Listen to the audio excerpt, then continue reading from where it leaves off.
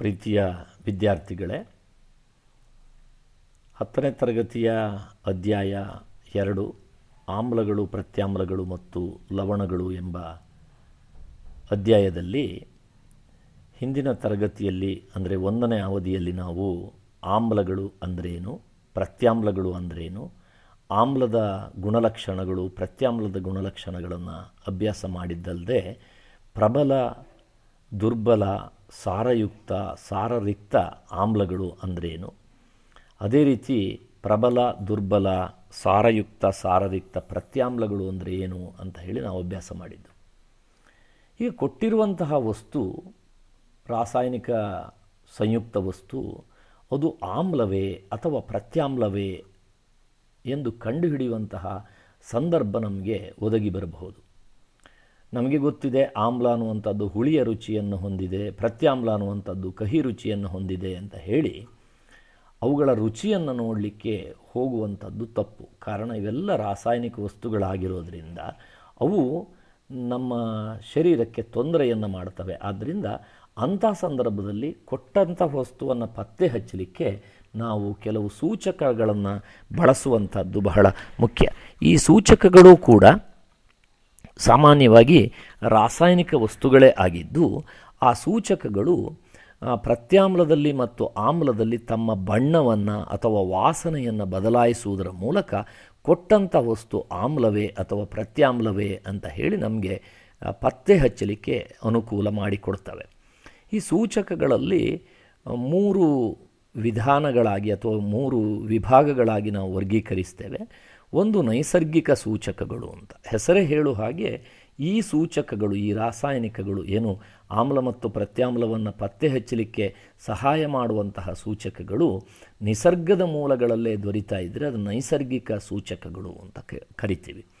ಇನ್ನು ಕೆಲವು ಸೂಚಕಗಳನ್ನು ಕೃತಕವಾಗಿ ಕಾರ್ಖಾನೆಗಳಲ್ಲಿ ಅಥವಾ ಪ್ರಯೋಗಾಲಯದಲ್ಲಿ ಆ ಸೂಚಕಗಳನ್ನು ಮಾನವ ಕೃತಕವಾಗಿ ಸೃಷ್ಟಿಸಿರ್ತಾನೆ. ಅವುಗಳನ್ನು ನಾವು ಸಂಶ್ಲೇಷಿತ ಸೂಚಕಗಳು ಅಂತ ಹೇಳಿ ಕರಿತೀವಿ. ಇನ್ನು ಘ್ರಾಣ ಸೂಚಕಗಳು ಅಂತ ಇದ್ದಾವೆ. ಆ ಘ್ರಾಣ ಸೂಚಕಗಳು ಆಮ್ಲದಲ್ಲಿ ಮತ್ತು ಪ್ರತ್ಯಾಮ್ಲದಲ್ಲಿ ಬೇರೆ ಬೇರೆ ರೀತಿಯ ವಾಸನೆಯನ್ನು ಪ್ರದರ್ಶಿಸುವಂಥದ್ದು ಅಥವಾ ತಮ್ಮ ವಾಸನೆಯನ್ನು ಕಳೆದುಕೊಳ್ಳುವಂಥದ್ದು. ಈ ರೀತಿಯಲ್ಲಿ ನಮಗೆ ಕೊಟ್ಟಿರುವಂತಹ ವಸ್ತು ಆಮ್ಲವೇ ಅಥವಾ ಪ್ರತ್ಯಾಮ್ಲವೇ ಅನ್ನೋದನ್ನು ಪತ್ತೆ ಹಚ್ಚಲಿಕ್ಕೆ ಸಹಾಯ ಮಾಡ್ತವೆ. ಅಂಥದ್ದನ್ನು ನಾವು ಘ್ರಾಣ ಸೂಚಕ ಅಂತ ಹೇಳಿ ಕರಿತೀವಿ. ಈಗ ಸೂಚಕಗಳಲ್ಲಿ 3 ವಿಧ ಅಂಥೇಳಿ ನಾವು ಅಭ್ಯಾಸ ಮಾಡಿಕೊಂಡ ನಂತರ ನೈಸರ್ಗಿಕ ಸೂಚಕ ಅಂದ್ರೇನು ಅಂತ ಅದನ್ನ ಅರ್ಥ ಮಾಡ್ತಾ ಹೋಗೋಣ.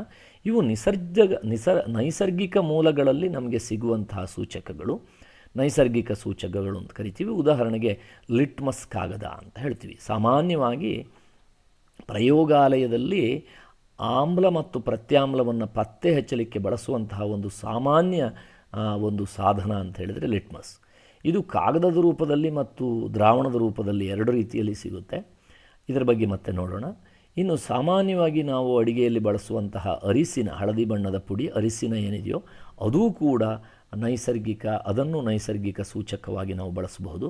ಇಲ್ಲಿ ತೋರಿಸಿರುವಂತಹ ಕೆಂಪು ಕ್ಯಾಬೇಜ್ ಏನಿದೆಯೋ ಅದರ ಎಲೆ, ಆನಂತರ ಹೈಡ್ರಾರ್ಜಿಯಾ ಅನ್ನುವಂತಹ ಹೂವು, ಪೆಟುನಿಯಾ ಎಂಬ ಹೂವು ಮತ್ತು ಜೆರೇನಿಯಂ ಎಂಬ ಹೂಗಳು ಕೂಡ ಆಮ್ಲದಲ್ಲಿ ಮತ್ತು ಪ್ರತ್ಯಾಮ್ಲದಲ್ಲಿ ಬೇರೆ ಬೇರೆ ರೀತಿಯ ಬಣ್ಣಗಳನ್ನು ಪ್ರದರ್ಶಿಸುವ ಮೂಲಕ ಕೊಟ್ಟಂತಹ ವಸ್ತು ಆಮ್ಲ ಅಥವಾ ಪ್ರತ್ಯಾಮ್ಲ ಅಂತ ಹೇಳಿ ಪತ್ತೆ ಹಚ್ಚುವಲ್ಲಿ ಸಹಾಯ ಮಾಡ್ತವೆ.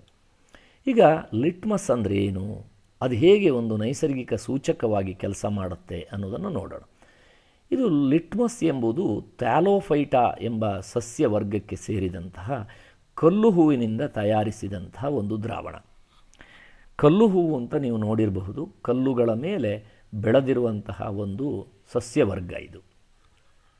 ಇದರಲ್ಲಿ ಆಲ್ಗೆ ಮತ್ತು ಶಿಲೀಂಧ್ರಗಳು ಸಹಜೀವನ ಅಥವಾ ಕೂಡು ಜೀವನವನ್ನು ಮಾಡ್ತಾ ಇರ್ತವೆ. ಅಂದರೆ ಆ ಕೂಡು ಜೀವನದಿಂದ ಆಲ್ಗೆಗೂ ಅನುಕೂಲ ಇದೆ, ಅದೇ ರೀತಿ ಶಿಲೀಂಧ್ರಕ್ಕೂ ಕೂಡ ಅನುಕೂಲ ಇದೆ.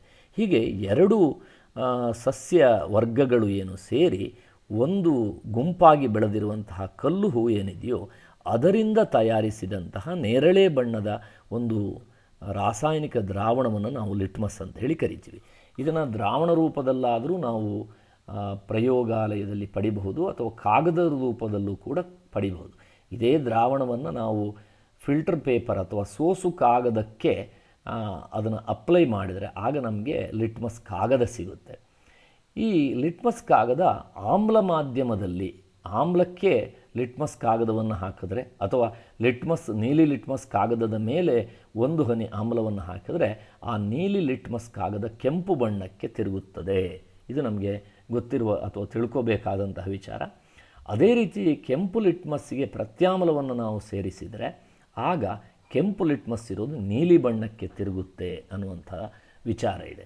ಸೊ ಈ ರೀತಿ ಬಣ್ಣ ಬದಲಾಗುವುದರ ಆಧಾರದ ಮೇಲೂ ಕೂಡ ನಾವು ಲಿಟ್ಮಸ್ಸನ್ನು ಬಳಸಿಕೊಂಡು ಕೊಟ್ಟಿರುವಂತಹದ್ದು ಪ್ರತ್ಯಾಮ್ಲವೇ ಅಥವಾ ಆಮ್ಲವೇ ಅಂತ ಪತ್ತೆ ಹಚ್ಚಲಿಕ್ಕೆ ಅನುಕೂಲ ಆಗ್ತದೆ. ಇನ್ನೊಂದು ನೈಸರ್ಗಿಕ ಸೂಚಕವಾಗಿ ನಾವು ಬಳಸುವಂಥದ್ದು ನಿತ್ಯ ಅಡಿಗೆಯಲ್ಲಿ ಬಳಸುವಂತಹ ಹಳದಿ ಬಣ್ಣದ ಸಸ್ಯಜನ್ಯ ವಸ್ತು, ಅದೇನೆಂದರೆ ಅರಿಶಿನ.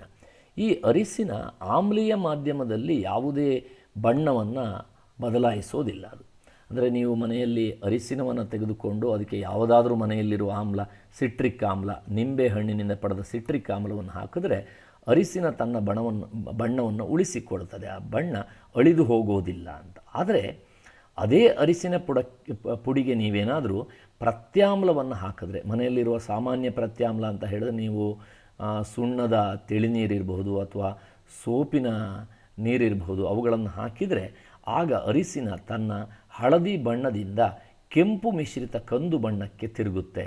ಅಂದರೆ ನಮಗೆ ಆಗ ಗೊತ್ತಾಗುತ್ತೆ ಬಳಸಿದಂಥ ವಸ್ತು ಪ್ರತ್ಯಾಮ್ಲ ಅಂತ. ಹೀಗೆ ಅರಿಶಿನವನ್ನು ಬಳಸಿಕೊಂಡು ಕೂಡ ನಾವು ಪ್ರತ್ಯಾಮ್ಲ ಅಥವಾ ಆಮ್ಲವನ್ನು ಪತ್ತೆ ಹಚ್ಚಲಿಕ್ಕಾಗತ್ತೆ. ಇನ್ನು ಸಂಶ್ಲೇಷಿತ ಸೂಚಕಗಳು ಅಂತ ಈಗಾಗಲೇ ಹೇಳಿದ ಹಾಗೆ ಇವು ಕೃತಕವಾಗಿ ಪ್ರಯೋಗಾಲಯದಲ್ಲಿ ತಯಾರಿಸಿದಂತಹ ಸೂಚಕಗಳು. ಪ್ರಯೋಗಾಲಯದಲ್ಲಿ ಕೃತಕವಾಗಿ ತಯಾರಿಸಿದ ಸೂಚಕಗಳನ್ನು ನಾವು ಸಂಶ್ಲೇಷಿತ ಸೂಚಕಗಳು ಅಂತ ಹೇಳಿ ಕರಿತೀವಿ. ಉದಾಹರಣೆಗೆ ಫಿನಾಪ್ತಲಿನ್ ಅಥವಾ ಮೀಥೈಲ್ ಆರೆಂಜ್ ಅನ್ನುವಂಥದ್ದನ್ನು ನಾವು ಉದಾಹರಣೆ ತೆಗೆದುಕೋಬೋದು. ಸಾಮಾನ್ಯವಾಗಿ ಈ ಸಂಶ್ಲೇಷಿತ ಸೂಚಕಗಳನ್ನು ಅಥವಾ ಸಿಂಥೆಟಿಕ್ ಇಂಡಿಕೇಟರ್ಗಳನ್ನು ನಾವು ಪ್ರಯೋಗಾಲಯದಲ್ಲಿ ಬಳಸ್ತೇವೆ. ಮೊದಲಿಗೆ ನಮ್ಮ ಅಭ್ಯಾಸಕ್ಕೋಸ್ಕರ ಫಿನಾಪ್ತಲಿನ್ ಅಂದರೆ ಏನು, ಅದು ಹೇಗೆ ತನ್ನ ಬಣ್ಣವನ್ನು ಆಮ್ಲ ಮತ್ತು ಪ್ರತ್ಯಾಮ್ಲದಲ್ಲಿ ಬದಲಾಯಿಸಿಕೊಳ್ಳುತ್ತೆ ಅನ್ನುವಂಥದ್ದನ್ನು ನೋಡೋಣ. ಫಿನಾಪ್ತಲಿನ್ ಅನ್ನುವಂಥದ್ದು ಒಂದು ವರ್ಣರಹಿತವಾದಂತಹ ಸಂಶ್ಲೇಷಿತ ಸೂಚಕ. ಇದಕ್ಕೆ ಯಾವುದೇ ರೀತಿಯ ಬಣ್ಣ ಇರೋದಿಲ್ಲ. ಇದು ಆಮ್ಲೀಯ ಮಾಧ್ಯಮದಲ್ಲಿ ವರ್ಣರಹಿತವಾಗಿಯೇ ಉಳ್ಕೊಳ್ಳುತ್ತೆ, ಯಾವುದೇ ಬದಲಾವಣೆ ಆಗೋದಿಲ್ಲ. ಆದರೆ ಈ ಫಿನಾಪ್ತಲಿನ್ ಇಂಡಿಕೇಟರ್ ಏನಿದೆಯೋ ಅದಕ್ಕೆ ನಾವು ಪ್ರತ್ಯಾಮ್ಲವನ್ನು ಸಂಪರ್ಕಕ್ಕೆ ತಂದರೆ ಅಥವಾ ಪ್ರತ್ಯಾಮ್ಲ ಮಾಧ್ಯಮಕ್ಕೆ ನಾವು ಫಿನಾಪ್ತಲಿನ್ ದ್ರಾವಣದ ಒಂದೆರಡು ಹನಿಯನ್ನು ಹಾಕಿದ್ರೆ ತಕ್ಷಣ ಅದು ಗುಲಾಬಿ ಬಣ್ಣಕ್ಕೆ ತಿರುಗಿಕೊಳ್ಳುತ್ತೆ. ಇದರಿಂದ ಕೊಟ್ಟಿರುವಂತಹ ವಸ್ತು ಫಿನಾಪ್ತಲಿನ್ ಅಂತ ಹೇಳಿ ನಮಗೆ ಗೊತ್ತಾಗುತ್ತೆ. ಇನ್ನೊಂದು ಸಾಮಾನ್ಯವಾಗಿ ನಾವು ಬಳಸುವಂತಹ ಸಂಶ್ಲೇಷಿತ ಸೂಚಕ ಪ್ರಯೋಗಾಲಯದಲ್ಲಿ ಬಳಸುವಂಥದ್ದು ಮೀಥೈಲ್ ಆರೆಂಜ್ ಅಂತ ಹೇಳಿ ಕರಿತೀವಿ. ಇದರ ಹೆಸರೇ ಹೇಳುತ್ತೆ ಮೀಥೈಲ್ ಆರೆಂಜ್. ಆರೆಂಜ್ ಅಂದರೆ ಕಿತ್ತಳೆ ಬಣ್ಣದಲ್ಲಿ ಇರುವಂತಹ ಸಂಶ್ಲೇಷಿತ ಸೂಚಕ. ಇದಕ್ಕೆ ತನ್ನದೇ ಆದಂತಹ ಬಣ್ಣ ಆರೆಂಜ್ ಅಥವಾ ಕಿತ್ತಳೆ ಬಣ್ಣ ಇದೆ. ಇದು ವಿಶೇಷ ಅಂತ ಹೇಳಿದ್ರೆ ಆಮ್ಲ ಮಾಧ್ಯಮದಲ್ಲಿ ತನ್ನ ಬಣ್ಣವನ್ನು ಒಂದು ರೀತಿ ಪ್ರದರ್ಶನ ಮಾಡಿ ಪ್ರತ್ಯಾಮ್ಲ ಮಾಧ್ಯಮದಲ್ಲಿ ಬೇರೆ ರೀತಿಯ ಬಣ್ಣವನ್ನು ಪ್ರದರ್ಶನ ಮಾಡೋದರಿಂದ ಇದನ್ನು ಬಳಸಿ ನಮಗೆ ಬಹಳ ಸುಲಭವಾಗಿ ಆಮ್ಲ ಪ್ರತ್ಯಾಮ್ಲವನ್ನು ಕಂಡುಹಿಡಿಯಲಿಕ್ಕಾಗತ್ತೆ. ಈ ಮೀಥೈಲ್ ಆರೆಂಜ್ ಅನ್ನೋದೇನಿದೆಯೋ ಅದು ಆಮ್ಲೀಯ ಮಾಧ್ಯಮದಲ್ಲಿ ತನ್ನ ಆರೆಂಜ್ ಕಿತ್ತಳೆ ಬಣ್ಣದಿಂದ ಕೆಂಪು ಬಣ್ಣಕ್ಕೆ ತಿರುಗಿದರೆ ಪ್ರತ್ಯಾಮ್ಲೀಯ ಮಾಧ್ಯಮದಲ್ಲಿ ಕಿತ್ತಳೆ ಬಣ್ಣದಿಂದ ಹಳದಿ ಬಣ್ಣಕ್ಕೆ ತಿರುಗುತ್ತೆ. ಆದ್ದರಿಂದ ಇದನ್ನು ಕೂಡ ನಾವು ಪ್ರಯೋಗಾಲಯದಲ್ಲಿ ಹೆಚ್ಚಾಗಿ ಬಳಸ್ಕೊಳ್ತೇವೆ.